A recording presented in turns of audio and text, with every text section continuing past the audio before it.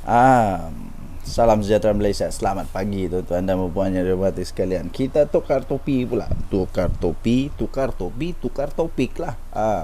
Tukar topi, tukar topik. Tapi isinya tetap sama. Sebelum itu saya ingin ucapkan selamat menyambut Hari Deepavali pada seluruh rakyat Malaysia. Dimanapun anda berada, sama ada anda berada di Malaysia kah, di India kah, di mana? Di mana-manalah anda berada, kita sama-sama mengucapkan selamat Deepavali kepada seluruh rakyat Malaysia yang menyambut Deepavali. Kita terus berusaha untuk mengekalkan keharmonian negara Malaysia. Yang paling penting kita jaga kemerdekaan negara kita Malaysia. Kita tolak kebencian, bibit-bibit kebencian yang ditanam oleh orang-orang yang entah hendak bertanggungjawab. Kita tolak semua itu. Kita mau jaga Malaysia supaya Malaysia terus aman damai, terus dalam hidup harmoni. Yang sudah lama kita jaga nih. Jangan sampai hanya kerana politik yang palui itu kita pula berpecah belah. Ada kawan tanya saya. Ini pasal samalah, pasal rasuah juga SPRM. Siapa lagi kalau bukan Najib Razak? Ada orang tanya saya, habis kalaulah tiba-tiba UMNO keluar daripada kerajaan selepas Najib Razak didapati dia punya dakwaan terhadap Najib Razak itu berasas betul, tepat dan tidak cacat, dan dia diarahkan untuk membela diri. Kalaulah UMNO tiba-tiba kecewa dan keluar kerajaan, macam mana? Saya kata keluarlah. Apa masalah? Tidak masalah. Tapi faktanya, tuan-tuan dan puan yang dihormati sekalian, faktanya ada dua. Pertama sekali, Zahid Hamidi sudah memberikan respon awal dia. Respon awal Zahid Hamidi, dia kata ini peluang untuk Najib Razak membuktikan bahawa tidak bersalah, bahawa dia tidak bersalah. Ini maksudnya bahawa Zahid Hamidi sudah mulai dapat terima keputusan-keputusan yang dibuat oleh mahkamah tanpa mewujudkan lagi sentimen seolah-olah Najib betul-betul tak salah dan sebagainya. Ditambah pula pengakuan Najib Razak bahawa memang ada skandal di dalam 1MDB, salah laku dalam 1MDB. Kedua, berita-berita sekarang semakin hangat bahawa Pakatan Harapan dan Barisan Nasional mungkin bekerjasama di dalam PRN yang akan datang, terutamanya PRN di Sabah. Sudah semakin hangat diperkatakan di PRN Sabah nanti kemungkinan BN, iaitu ada dalamnya UMNO, akan bekerjasama di dalam PRN Sabah. Ini menunjukkan bahawa tidak ada kemungkinan untuk UMNO keluar daripada Madani. Tak ada. Jadi orang-orang yang nak sangat tengok UMNO keluar dari Madani itu anda silap, ya, anda silap. Walaupun ya adalah bising-bising tentang DAP dengan UMNO, saling bertukar-tukar pendapat dan sebagainya, memang ada. Tetapi untuk mereka keluar daripada kerajaan Madani itu satu tindakan yang langsung tak betul.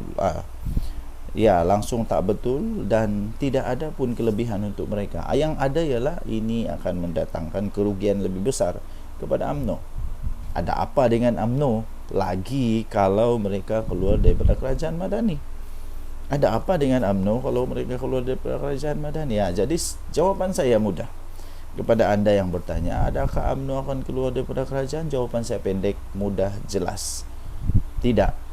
UMNO tak akan keluar daripada kerajaan Madani. Pertama, dia tidak ada modus operandi untuk keluar. Kedua, tidak ada hasil untuk dia keluar. Keempat, apa faedah dia kalau dia keluar? Kelima, kalau dia keluar dia akan lingkup. Keenam, kalau dia keluar dia tak ada apa-apa dah. Ketujuh, Zahid Hamidi tidak akan keluar. Sebab UMNO belum kuat lagi sekarang. Kalau diorang keluar, memang saya boleh jamin mungkin 50-50 lah. Bukan jamin, tak juga jamin, tapi memang tak ada harapan. Silap-silap terus berkubur UMNO ni kalau dia keluar daripada Madani. Apapun itu pendapat saya, tinggalkan komen anda. Denyut Nadi Suara Rakyat bergema di channel ini. Jangan lupa tekan butang subscribe, like dan share. Malaysia kita punya, cintai Malaysia, kita jaga kita. Bye-bye. Salam sejahtera Malaysia. Vanakkam. Selamat menyambut Hari Deepavali kepada seluruh rakyat Malaysia. Hari ini hari yang cukup besar untuk negara Malaysia. Bagi kita, negara berbilang kaum dan bangsa serta agama di negara Malaysia, kita selalu saja celebrate rakan-rakan yang celebrate agama atau kebudayaan atau tradisi masing-masing. Jadi hari ini kita celebrate Happy Deepavali. Selamat menyambut Hari Deepavali kepada seluruh rakyat Malaysia daripada channel ini. Okey, so kita teruskan menjaga keharmonian negara kita, kita teruskan menjaga kesatuan negara kita, kita saling hormat menghormati, toleransi, elakkan fitnah dan tabur kebencian dan sebagainya. Okey, so kita ucap tahniah kepada negara Malaysia yang dapat mempertahankan apa yang kita sudah pertahankan selama ini, ya. Jadi kita tolak semua hasad benci, hasad dengki, hasad fitnah. Kita tolak semua ajaran-ajaran yang mencuba untuk menyemai kebencian dalam negara Malaysia. Kita tolak semua itu dan kita sama-sama membentuk negara Malaysia yang cukup harmoni. Saya fikir semua agama mengajarkan bahawa kita perlu untuk hidup dalam komuniti yang harmoni. Okey. Pertama sekali, saya ingin berkongsi satu tangkapan terbaru daripada SPRM. Inilah sebab inilah negara Malaysia sekarang semakin maju kerana rasuah sudah semakin dapat dibenteras. Ini berbeza daripada pemerintah sebelum ni yang saya pun tidak tahu apa diorang buat di office. Saya pun tidak tahu apa diorang buat dengan diorang punya kementerian dan sebagainya. Sampai hanya Anwar Ibrahim jadi Perdana Menteri baru, semua ini keluar, semua ini berani dibuat, semua ini tidak lagi berkompromi dengan semua perasuah-perasuah, penyakau, pencuri wang negara kita Malaysia. Terbaru, patutlah negara Malaysia punya pertanian susah mau berkembang. Rupanya di dalam pertanian pun ada orang cuba untuk sakau. Bayangkanlah, aprak tak aprak, hantu tak hantu. Inilah petani-petani yang cuba untuk membantu negara Malaysia, mereka pula disakau. Tangkapan SPRM. Tangkapan SPRM ini bakal mendedahkan skandal kenapa hasil padi petani tidak seberapa. Tangkapan oleh SPRM terhadap seorang eksekutif pemasaran kepada sebuah syarikat. Ini pelik. Sebuah syarikat yang sudah dormant. Kamu tahu apa dormant? Sudah tidak berfungsi, sudah tidak ada lagi, sudah tidak lagi beroperasi. Itu dormant. Sudah syarikat itu dormant, tapi mendapat kontrak sebanyak 1.8 bilion yo. Ini nanti kita tengok nih, siapa yang bertanggungjawab bagi kontrak kepada syarikat dormant ni. Syarikat dormant dapat 1.8 bilion pembekalan baja, dipercayai akan mendedahkan skandal pembekalan baja tidak bermutu kepada petani selama ini. Habislah. Mari kita tengok siapa yang kena.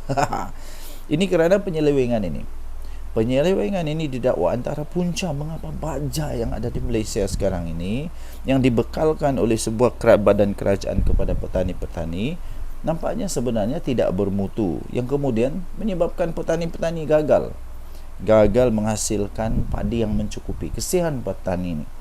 Petani-petani ini bukannya saintis, mereka bukan tahu.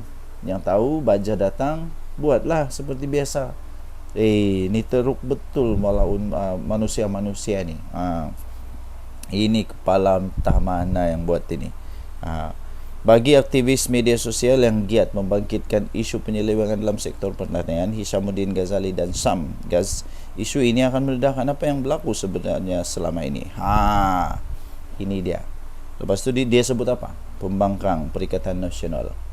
Pembangkang Perikatan Nasional duk pertikai beras putih tempatan tidak cukup di pasaran, dia kata.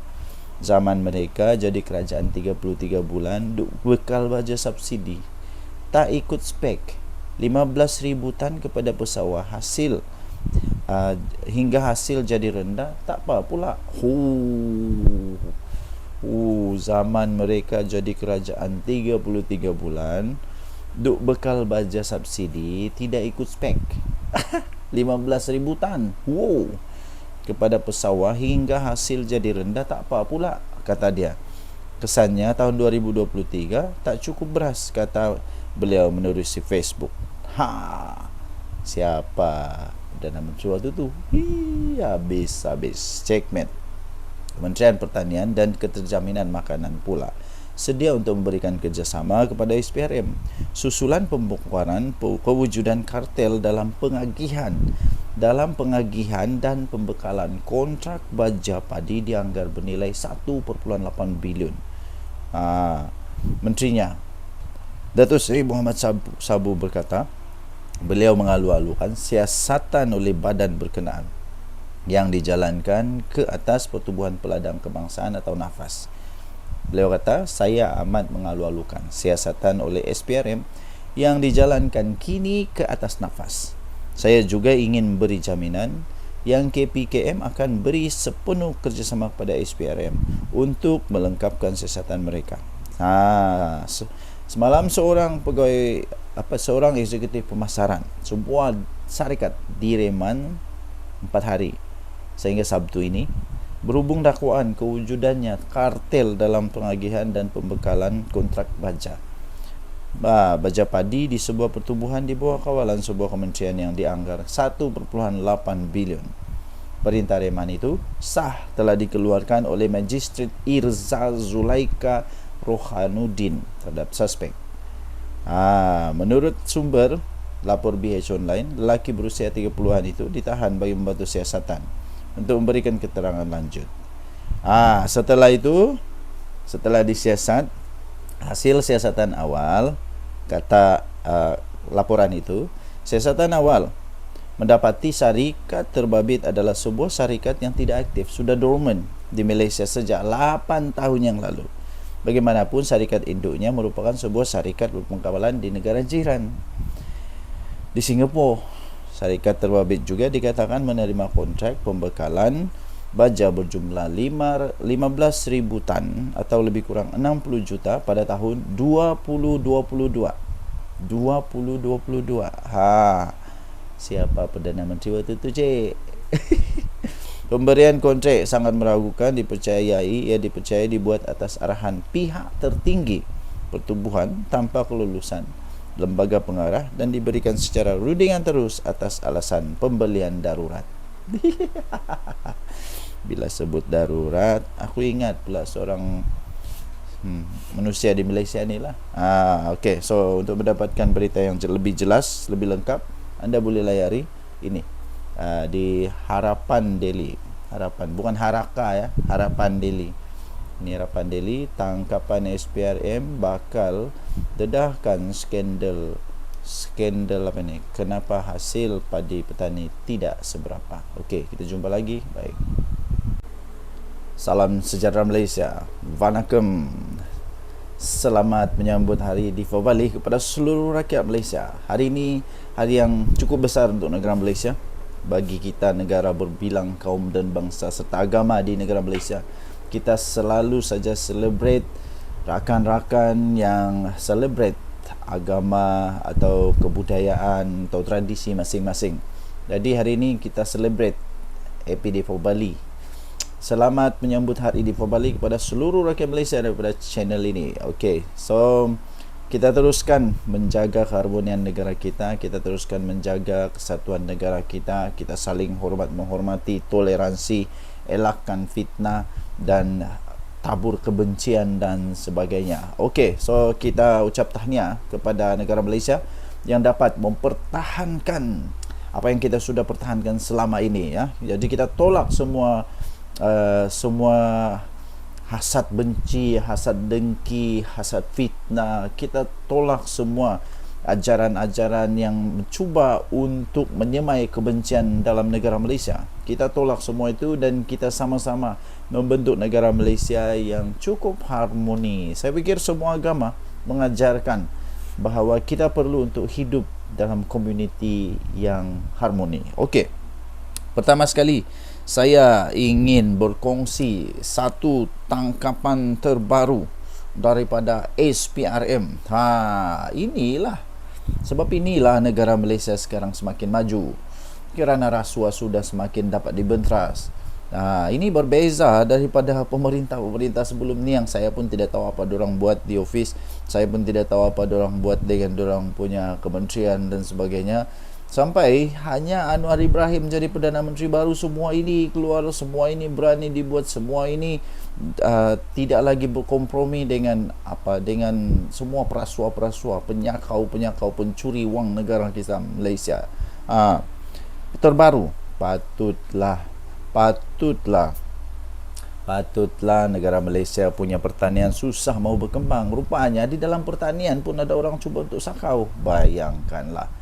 Aprak tak aprak, hantu tak hantu. Inilah petani-petani yang cuba untuk membantu negara Malaysia, mereka pula disakau. Tangkapan SPRM.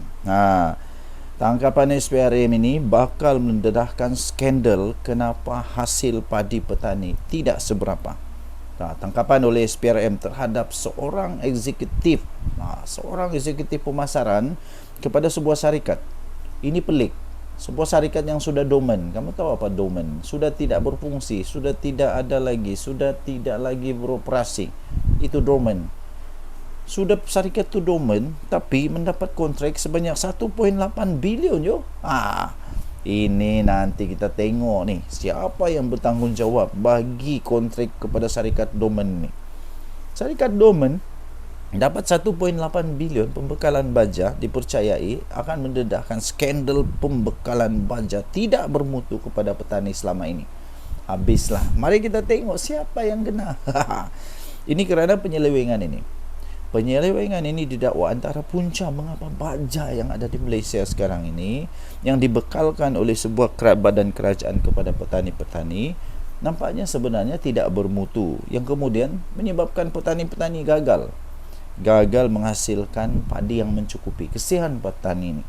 Petani-petani ini bukannya saintis, mereka bukan tahu. Yang tahu baja datang, buatlah seperti biasa. Ini teruk betul malaun manusia-manusia ni. Ini kepala entah mana yang buat ini. Bagi aktivis media sosial yang giat membangkitkan isu penyelewengan dalam sektor pertanian, Hishamuddin Ghazali dan Sam Gaz, isu ini akan meledakkan apa yang berlaku sebenarnya selama ini. Ini dia. Lepas tu dia sebut apa? Pembangkang Perikatan Nasional.